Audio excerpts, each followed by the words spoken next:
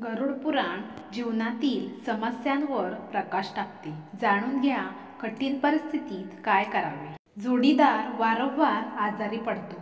जेव्हा तुमच्या जोडीदाराची प्रकृती वारंवार बिघडते आणि त्यांना बरे वाटत नाही, तेव्हा कुटुंबातील सर्व सदस्यांवर मानसिक आणि आर्थिक दबाव येतो.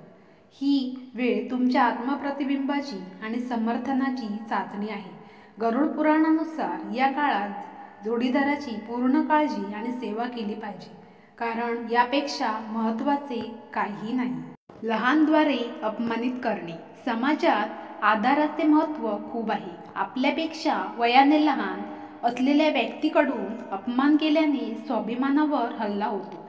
अशा परिस्थितीत संयम राखून त्या स्थितीपासून दूर जावे, असे गरुड पुराणात म्हटले आहे. आपल्या जोडीदाराची फसवणूक. पती-पत्नीच्या नातेसंबंधात विश्वास आणि समर्थनाला अनन्यसाधारण स्थान आहे. जेव्हा या नात्यात विश्वासाचा गळा दाबला जातो, तेव्हा तो सर्वात दुःखद काळ असतो.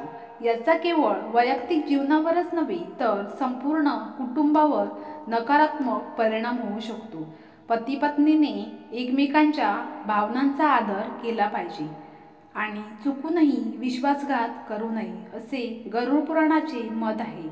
पुन्हा पुन्हा अयशस्वी. अपयशी आत्मविश्लेषणाची वेळ असते. गरुड पुराणात म्हटले आहे की आपण आपल्या उणीवांवर काम केले पाहिजे आणि त्यांच्याकडून शिकले पाहिजे. आयुष्यात अनेकदा प्रयत्न करूनही यश मिळत नाही.